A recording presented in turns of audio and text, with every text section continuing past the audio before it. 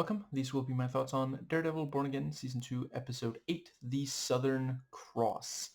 There will be spoilers for, I guess, certainly the show so far, possibly everything MCU and adjacent leading up to it as well. The episode is rated TVMA, so will this video be? And another episode that I absolutely loved. Before I dive into it, I want to make some video recommendations. So, as per usual, Nano V Movies, Jesse Gender, and Council of Geeks have made some excellent videos on. I don't know if they've made on this particular episode, but the one before it and some of the others as well. Really, really excellent stuff. Other than that, I also wanted to recommend Legion Miller's Was the Correspondence Dinner Shooting a Hoax? I know I have more. Hold on. Sorry. The Antibot, evangelical influencers think they're relationship coaches. Man-Carrying Thing, the rise of woke books, a response. Illuminati Pop, why Kate didn't deserve a happy ending. And Jammy Dodgers, the transgender trend exposed. Sorry, that's a tongue twister. So, I thought this was a fantastic finale. Better than the one of Season 1, and about on par with the ones for the 3 Netflix seasons, I would say. And yeah, I think that does... Yeah, other than that, I'm going to try to keep this chronological pretty much. So, great to see the... I really appreciate, like, I think it's like half the episode that's the trial, and that's genuinely because, I mean, this is part of why we engage with Daredevil, media, like this thing of trial about vigilantism and such. Now, I think the, yeah, I guess...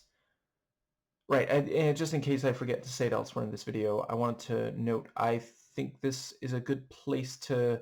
I don't know if it's going to be the end of the various arcs, but it's definitely a compelling place to leave it off for this season.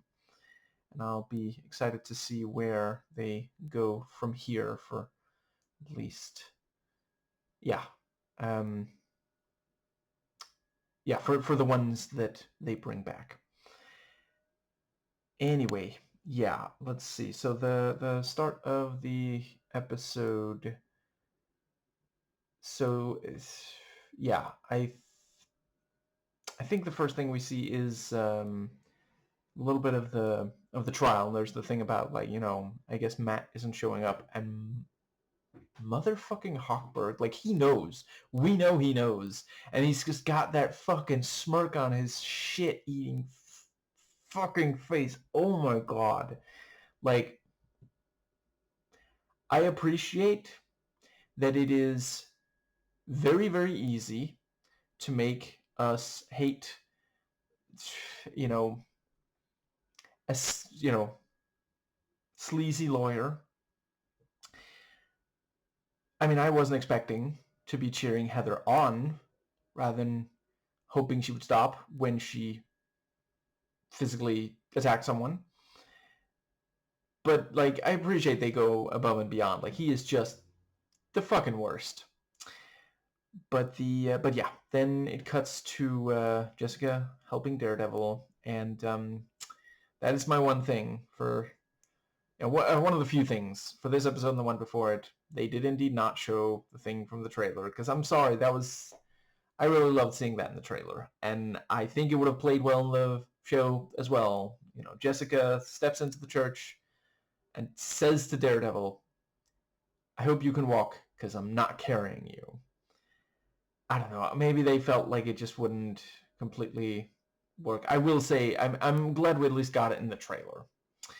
Anyway, I think, yeah, I quite liked, he's talking about the pain, and she says, "Try childbirth," which I know some guys really can't stand when women say that, but it's true. Like, I mean, just objectively, like scientifically, this has been, measured.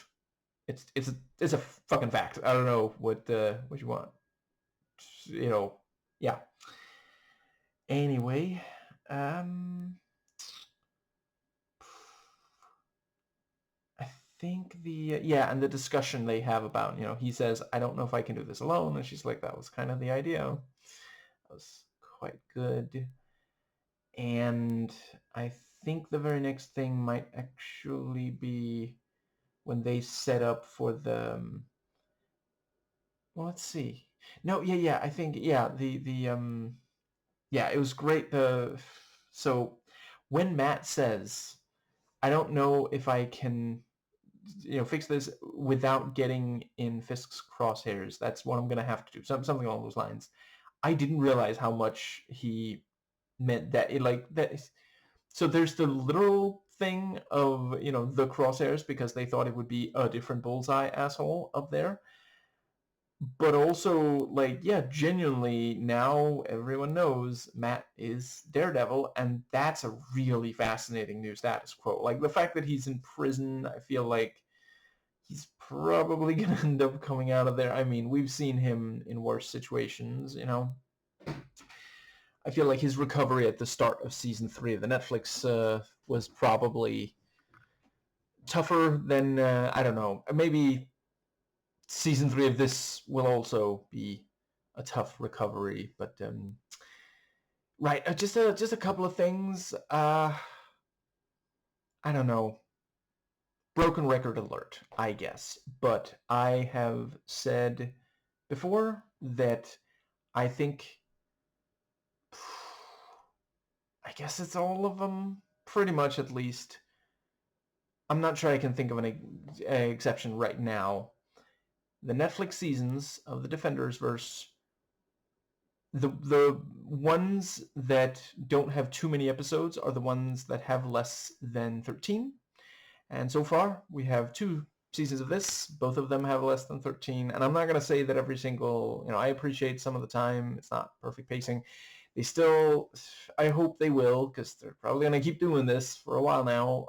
And I'm here for that. I personally think there's enough there, even if they are not all equally good. But these Disney Plus, Marvel, MCU shows, the pacing could be at least a little bit better. But I am glad. I don't know that I can think of one entire episode in either of these seasons. Well, I guess maybe the bank in season 1.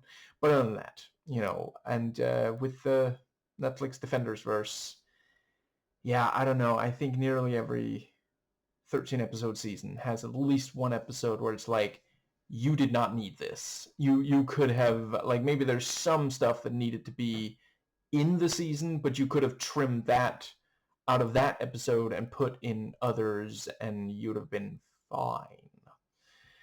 Anyway, I think... Oh, I guess I should just briefly mention, so I only just started on... See, the thing is, I thought that there was another episode of this season of Born Again, but there's not. I was gonna, watch 2 episodes per day and get through season 3 of Jessica Jones, but instead I've only watched 1 episode of that. But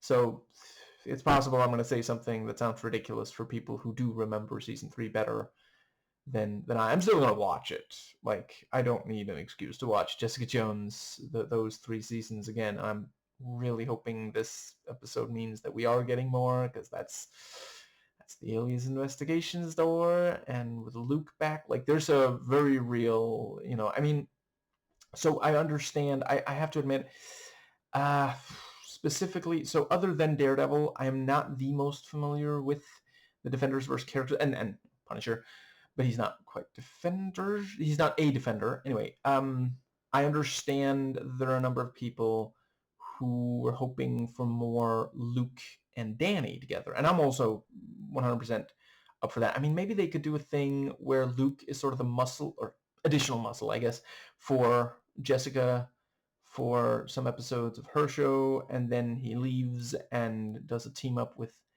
Danny. yeah, I could absolutely imagine that.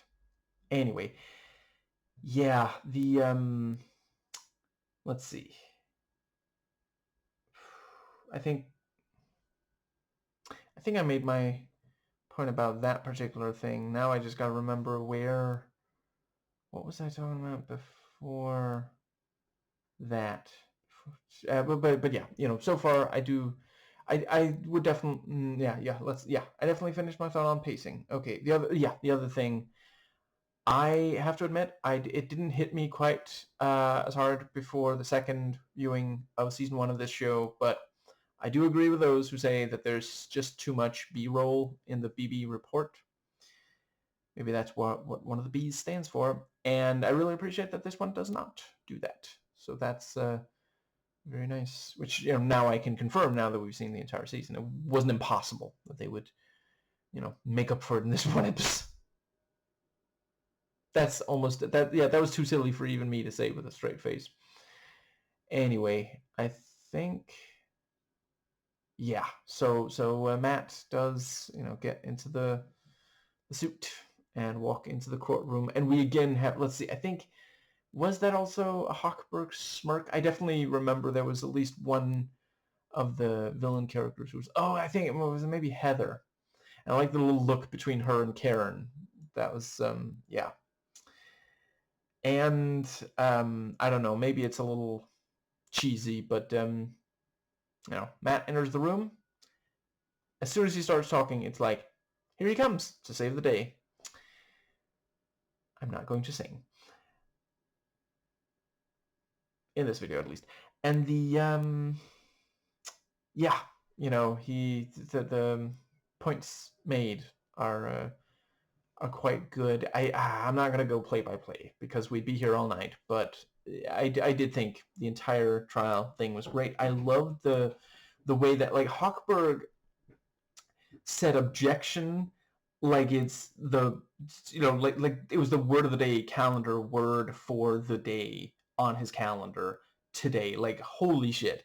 And for so long it's sustained, and then eventually it's overruled. Very nicely done. I'm a real mark for that kind of trial scene in American media. And yeah, I like that they had the thing about the fucking book. That's so ridiculous. But yeah, so they have her on record as saying that vigilante, the mask is what they pretend to be when they're not. The mask is their real face. And then there at the end, we see she puts on Muse's mask, and then in the mirror, it looks to her like her real face. Very nicely done on that. I think they can make it work. So, I mean, there's a theory. Yeah, it's not a spoiler to say because I don't know. No, they're not done with any past this episode. Supposedly, the idea is for Heather to maybe become like Muse, start serial killing. I think that could be really compelling. I certainly think that it's too bad if all we're going to get is what we've gotten so far. Yeah, I think it could be cool. It's been a little while since I watched psychiatrist serial killer piece of fiction. So and I think she can do it. I think the actress can. She has the intensity and sort of you need someone who can come across as genuinely dangerous. And the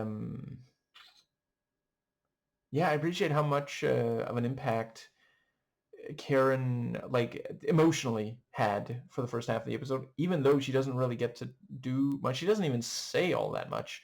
It's mostly like reaction shots of her, but just the acting, like Deborah Ann Wall, incredible.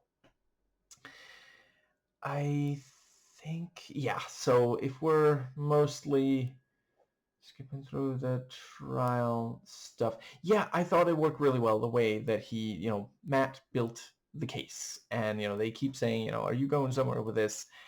And yeah, by the end he was, and I appreciated that, because we already saw that this judge was uncomfortable with this situation, with the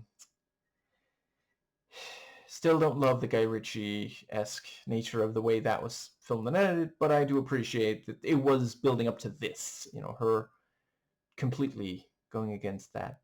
But yeah, fantastic, the bit with the, let's see, so there's yeah, I think it's as soon as Matt enters, then we see AVTF setting up, and yeah, fantastic to see Bullseye once again just kick ass and get ready to snipe. And it does become very clear, like, what Matt said was, don't let a sniper attack someone outside the courthouse. And, this is Bullseye. He's got that edge. I mean, he said, you wouldn't trust me if I promised, or you couldn't trust me, something like that. Yeah, he's gonna try to shoot Fisk again. I mean, this guy, I'm sorry. You know what, Dex? I'm just going to come around and say it. I think you need a hobby. And let's see. I think, does that bring us to... So yeah, the thing with, yeah, I'll allow it. Please, Mr. Murdoch, commit, you sabotage your own case. Commit career suicide. Call your first witness. We call Mayor Wilson Fisk, fantastic, and he walks in through the doors, and right. Also, the bit with Buck, the thing. So, did Daniel deliver Miss Urich? He did not. I see. Just no more needs be said. Plain and simple. And I think that does, yeah. And as soon as Fisk is in there, even more AVTF come in, and we briefly see, several people are made very uncomfortable. Note that no civilian seems more, happy with the number of AVTF now that it's ballooned. No one, like the only people who are happy about it are Fisk's people, which, yeah, some more commentary on how, yeah, on ice. The AVTF are still very much like ice. And yeah, the whole thing with talking to Fisk and Fisk, them both trying to outmaneuver the other was fantastic. Because the thing is, like, so by the end of this episode, there has not really been a rematch between the two of them, but they fought just a couple of episodes ago, which I really do. I don't think I, at the time, was quite confident that they weren't going to fight again before this season was over. But, like, I'm sorry, can you imagine if, like, they're at the end, I guess with all the, let's call them red maskers, watching there's another fight between the two of them there in the courthouse, like as Fisk is trying to leave and saying he made the city better. Like, I just don't think that would work. Like, and we also, season 1 of 3 of the Netflix seasons both end with Matt defeating Kingpin in a one-on-one fight, and then Kingpin, going to prison.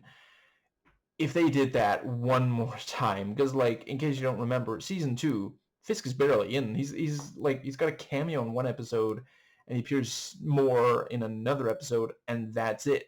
So obviously that one's not. And by the end of that season, he is still in prison. He never left prison in that season, so of course he's not. That they're not going to end it like that. Yeah, I think this was a good way to do that. I don't know if this is going to mean we don't see more of Fisk in the MCU, because I do think it is purposeful that they're leaving him alive, and I think they can do something interesting with it. I don't know that I want, like, a redemption arc, but I don't think that's what they're, like, eyeing either. But they could do something interesting, I think. But it is also, I think, I gotta say, I kind of hope that he's not going to be, like, the central antagonist in anything for a little while, because, so I already mentioned, 2 seasons of this show, 2 seasons of Netflix, he was technically the central villain. He was just a twist villain in the Hawkeye show. He wasn't a twist villain, but he was somewhat the central antagonist in you know, once again, he didn't appear in every episode of the Echo show. Like, I really appreciate him in all of these, but like, let's appreciate how much Kingpin we got in a fairly short amount of time. You know, I mean, I appreciate he was gone for a little. Oh, actually, I guess it wasn't even that long, because season 3 of Daredevil was one of the last of the Netflix shows. So was that like 2018, and then 2021 for Hawkeye, and not terribly.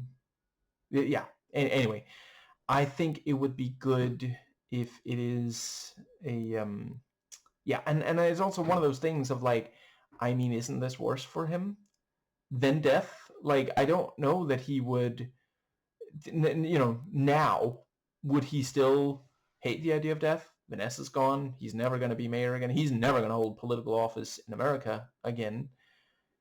You know, he renounced his citizenship, resigned his post in disgrace publicly. You know, I think it's going to gnaw at him.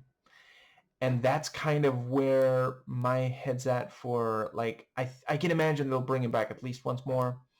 I'm thinking it's going to be like Red Skull in, you know, Infinity War and Endgame. Like, just this broken person who, like, because once again, compare the zeal of Red Skull in Captain America 1 and then those two movies. You know, it's yeah, I think that does pretty well cover. But yeah, the thing about, you know, so they use the video, wonderfully done, and then it's like, well, we need another witness to corroborate. Well, we do have someone else who was on the Northern Star, and at this point, I feel like they're just trolling Charlie Cox, because apparently he. I have to admit, I did not know this until he said, but apparently English people struggle if there's an R in the middle of the word. I heard that he would normally pronounce it northern, or no, northern, somethsomething like that, rather than northern, which is the American way to pronounce it, and he's playing an American, you know. Anyway, because they talk about, like, well, couldn't it just be the North Star? Well, Dex has a North Star. Yeah, but was that even brought up in this season? I don't think it certainly wasn't mentioned very much. So, like, I don't think that was, I don't know. Let's see. I think that does, but yeah, also the part where Fisk, you know, I gotta say, I do really love when he just whispers so that Daredevil is the only person who can really hear. Or I suppose maybe Vanessa heard in season 1, but she was comfortable with what he was saying. She might have helped compose it. But yeah, the thing about, you know, I can say things in this court that can ruin your life. And Matt goes, nuh-uh, and says them first. But but yeah, and the thing about, like, you know, you're Daredevil, prove it, and then he throws the thing and catches it, so it's like, yeah, you know. And I think, isn't that when Powell is like, blind lawyers, Daredevil. You know what, Powell?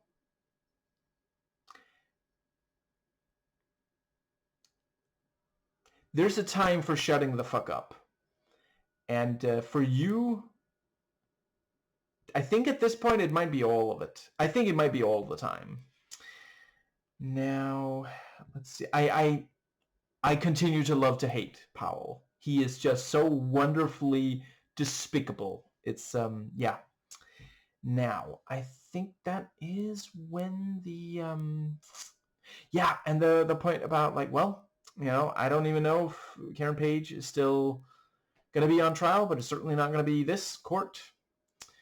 And the thing about, you know, Matt Murdock better not leave the courthouse, and then, you know, Kingpin, you know, of course knows about the sniper and thinks that's, you know, and that's the thing, like, if you live in a world of violence, it might hit you. He almost gets shot. I mean, I just want to point out, he is running out of British characters and or actors to jump in front of him and take a bullet at this point. But the I think yeah, and yeah, so the AVTF, stay in front of the building and they fire upon the window. I love that we see Dex like completely nonplussed. He's just like, oh, okay, I guess that's my cue. It's just like saunters away like it's nothing. And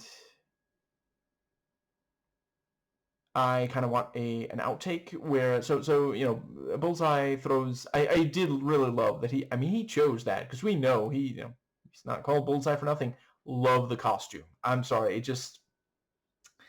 it looks so fucking good. Um, this is exactly what I wanted him to look like in an MCU-ified version of the comics costume. Anyway, he purposefully throws multiple blades in a way that only wounds, rather than going, that's a kill. And right before he kills the sniper himself, which also like poser. Wow. But right before he kills the poser, the guy, like, I forget if he says fuck, he says some swear word certainly, and then Bullseye throws it, and I just want there to be an outtake where Dex goes, don't curse. And I think that does bring us to the yeah, it was also really cool, Jessica in the courtroom. There was also some great moments there. The bit with Powell and her, that's yeah. And again, like, it wasn't even, they weren't particularly doing anything. It was just these looks. Now, I think that pretty much does get us to the yeah. So the Buck is dragged back in, and not terribly long after, and yeah, Heather's trying to take care of him, and then she tells Hawkberg, give me your jacket. He's shivering, and Hawkberg, this motherfucker, literally standing there like, I mean, I know he might die, but this is an expensive jacket, and I don't like him that much. Wow. And then he puts his hands on her, and yeah, I'm not saying that I think this is what should happen in the real world whenever a man touches a woman without her consent. I'm just saying it is deeply cathartic to see in fiction. That is all. Violence should only ever be the last resort. Yeah, I think that also did, like, that was not a slap. She only slapped Karen, which was also obviously bad enough, but yeah. Anyway, I think that does bring up, so yeah, and we have the bit with them, so they go into this, like, office or something, and I did briefly think maybe Karen was gonna join Daredevil and Jessica, but I do appreciate, I mean, for one thing, the other couple of people in that room probably need at least a little bit of security, and Karen can provide that. And she can, like, she takes out one AVTF not long after, and that's, I also don't want, I mean, the thing is, when a piece of comic book media goes on for a long enough time, eventually you end up with, like, a bunch of people all engaging in vigilantism, and after a while that does become, just, yeah, it can get to a point where you're not really making things cooler, you're just kind of flooding, which I don't know. I mean, hypothetically, if Matt spends several episodes of the next season in that cell, maybe Karen's going to do more in the meantime. I could see that. I think that could really work. But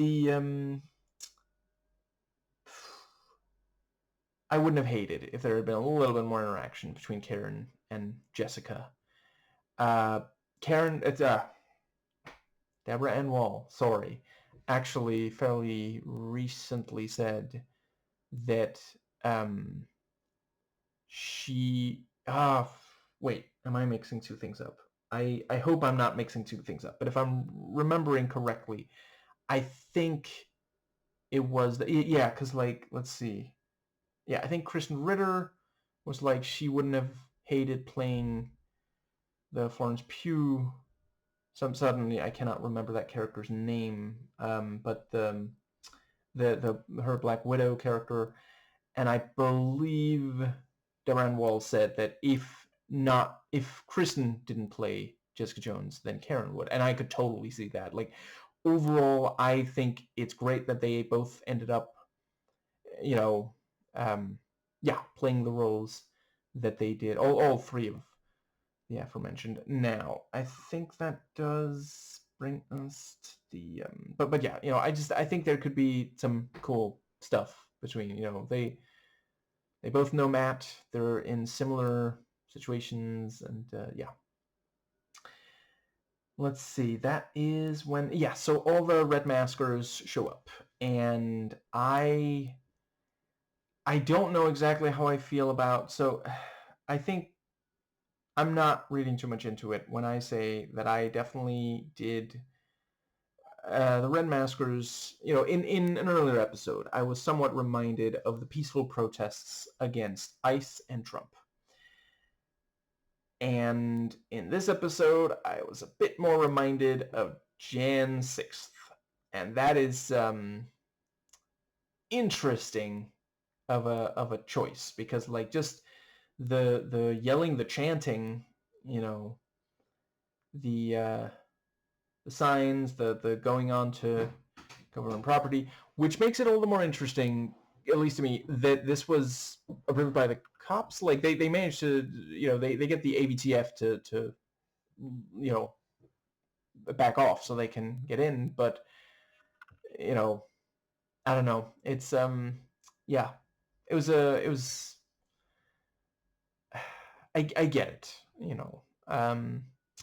and certainly it is also. I do think it would have been too little if this episode and season had ended without Fisk really brutalizing someone.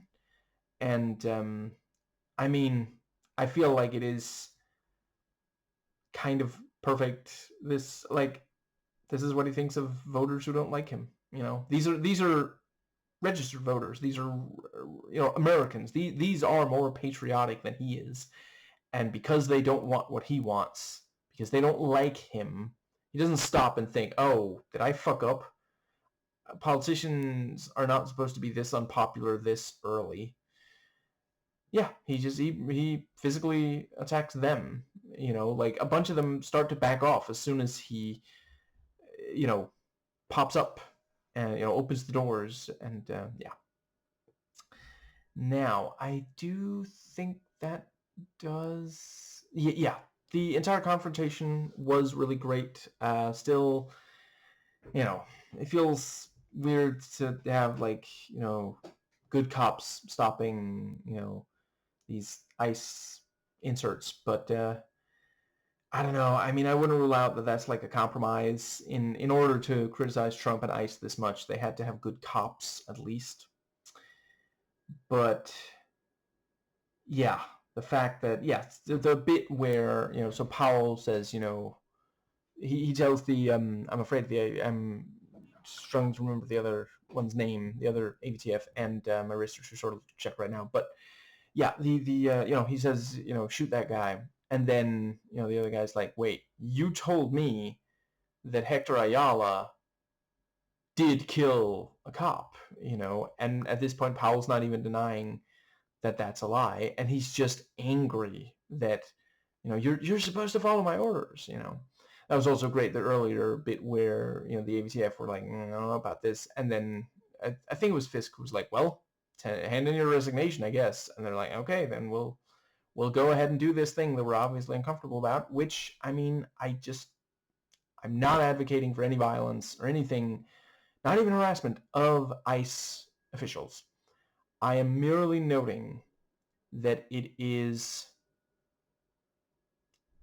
we are looking at that anyone who is still working for ICE or supporting ICE, like, you have seen all the, you've seen what ice has done. You have heard all the criticism of them. You've seen how unpopular they are. You've made your choice. I'm not saying anything should happen to you. Absolutely not. I just...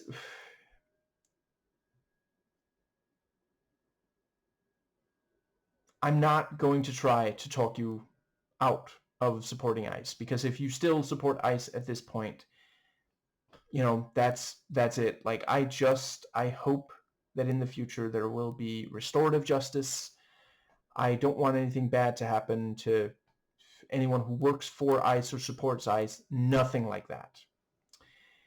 Now, I think that does bring us to the... Yeah, and fantastic seeing Angela and yeah, just and we do now get the I wasn't sure if they were going to show it, but here we go. She is, and she's not even particularly covering her face, so that I think for at least some of that looked like they used the actual actress rather than sub in a stunt person. And for some of it, it wasn't. It wouldn't have been like super dangerous or something. And in that case, it's just is the actor comfortable doing these stunts kind of thing. But the yeah, it was really cool seeing her, use the... I already forget, but didn't they say strength was one of the things that the amulet? And we clearly, very visibly, she's wearing the amulet. But yeah, she confronts, and so yeah, she is fully, she can do this kind of vigilantism now in the MCU.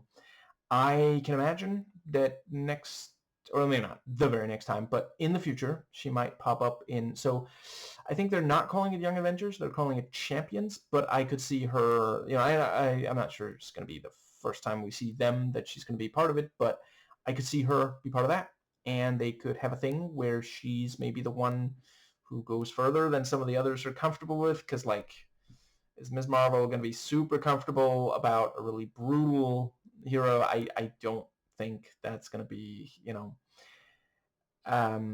so but yeah, I and they could have a thing about how, this is, is this about justice, or is this her like getting revenge kind of thing, and maybe Angela ends up, milder. That could be a compelling arc. IMO.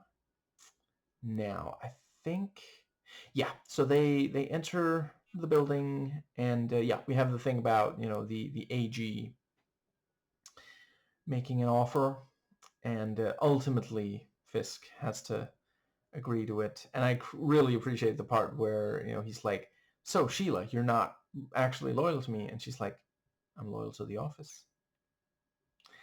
And that's the thing, because, Fisk, like Trump, screws over so many people and shows so little loyalty. Yeah, a lot of people are not going to be loyal, because, that's... loyalty is something you have to earn, and yeah, fantastic. This doesn't quite qualify as a hallway scene, but we already had the oneer earlier in the season, so we don't need it to be. But yeah, them walking down hallways, attacking, and it did give me a little bit of flashback to Defenders, which I maintain, I really don't think Defenders, the one season of that, I mean, not to be confused with Defenders verse, the Netflix Defenders show, the one season we got, I don't think that was bad. I appreciate it wasn't the very best, but I really don't think it was bad. I approved of most decisions they made on it, frankly. But yeah, the hallway bit in the was it the Midland Circle office, or am I remembering that wrong? But the part where they go into, and we see all of them, all of the Defenders, attacking, these henchmen in the hallway. Yeah, and I think that does get us to... Also appreciated how many people Fisk actually managed to brutalize. It wasn't just like one or two. And yeah, ultimately, a bunch of them try to rush him, but he is able to fight them off, and appreciated, both Daredevil and Jessica trying to prevent that from happening. And Daredevil does manage to get him to agree, even though he obviously hates it. And I feel like that pretty much gets us to the wrap up. So yeah, I did like, it was early in the episode. We got I think, isn't that the flash? Not just flashback. I think it's actual footage from season 2, the date they were on. And yeah, they go on another date. This same place. Dating for them is just never gonna completely work out without any problems, is it? But yeah, and let's see. Yeah, he waves the reading, but not the rights. And then, I used to be a lawyer. Oh, is he so fucking charismatic? God damn. And yeah, also them talking about like, oh, it's actually going to be kind of difficult not engaging in vigilantism and being hunted. And yeah, I and as he's put in prison, he's he goes past at least 2 of the AVTF, Powell and the other one.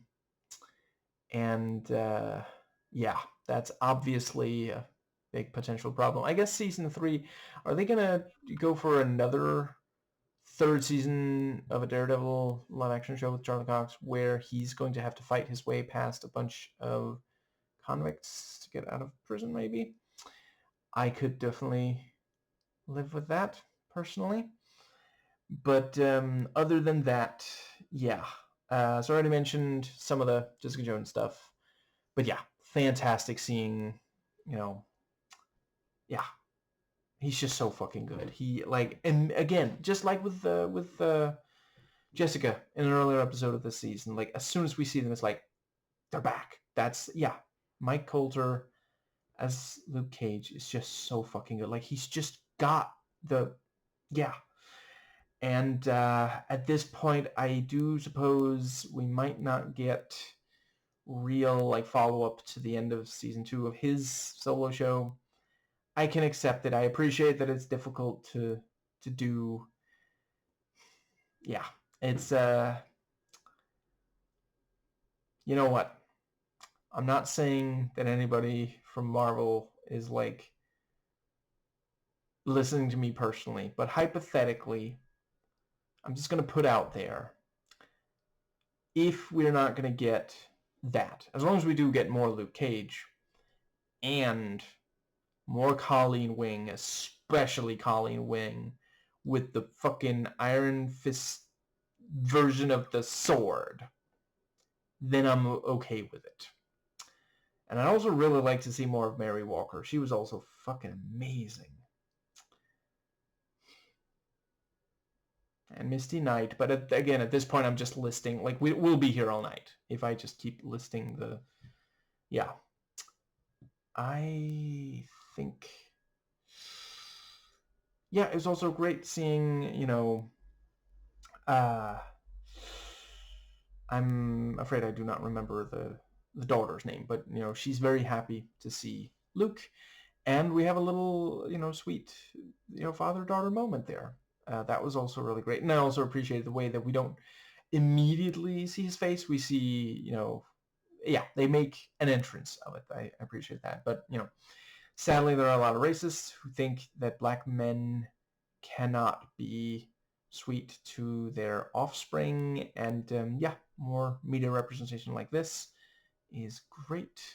And, yeah, the thing about, well, Mr. Charles found someone else. And it was a little corny, the joke about it. Was a very MCU joke of the, you've flown 1,000,000 miles. We get it. He keeps flying back and forth for his job. I did kind of like Dex's reaction, but yeah, that's why, Luke is back.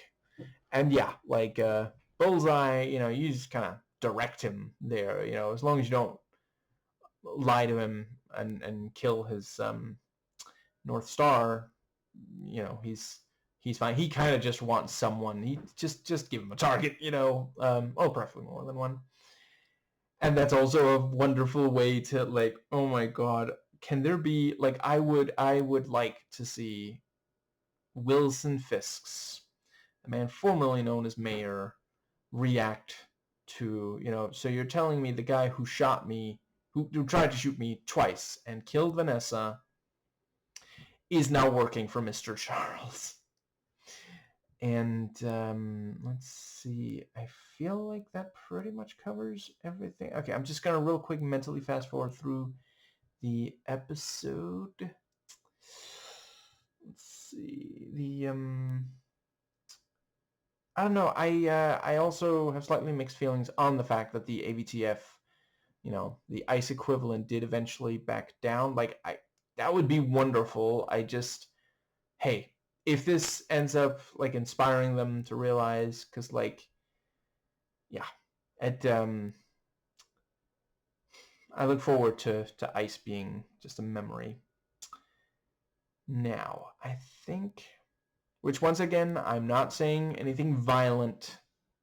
I'm talking about, it's a government agency. Government agencies can be dissolved without harming the people. Now, I think that is all. Yeah, I think it's so I will briefly acknowledge. So last time that it looked like we're gonna get a story of someone dealing with having been unmasked. They did not deliver, because as much as I do love and want to watch again, wish it was on Disney Plus, Spider-Man No Way Home,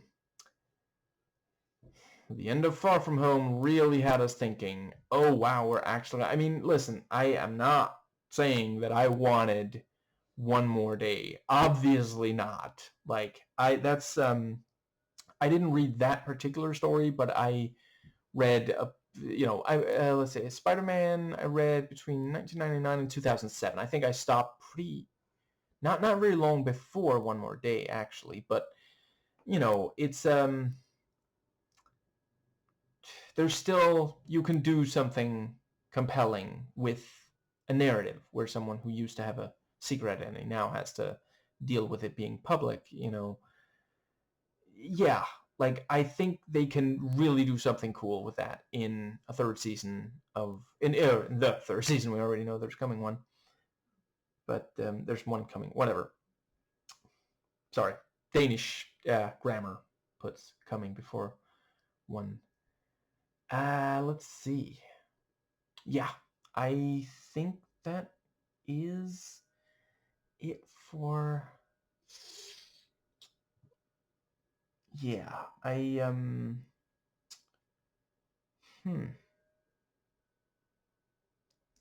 also thought they did a good job selling the thing with so when Karen takes out one AVTF, she gets very close to him before he realizes she's there at all, and she hits him with the am I remembering right? Didn't she hit him with the gun? I think she like grabbed the gun and hit him with it. And at that point, upper body strength is not as big of an issue. I will acknowledge, I just don't think it makes men better than women. But yeah, a number of men have superior upper body strength to a number of women. I'm not even sure. I forget. I saw someone talk about it once.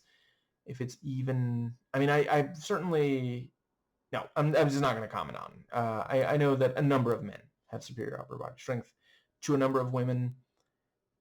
When do you need upper body strength today? Like, I guess if you're like, I don't know, a wrestler or you work in construction or something, sure, but like the world needs empathy, communication, and patience, things that women are socialized to be better at than men.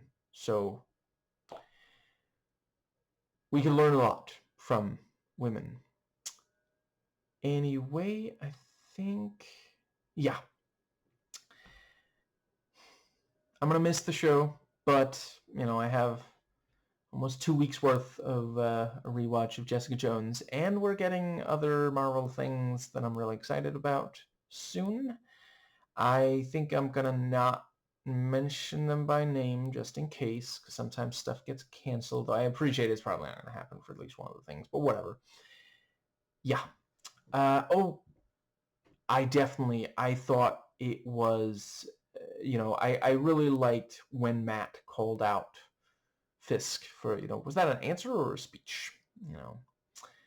But I mean, to Fisk's credit, it was a good monologue.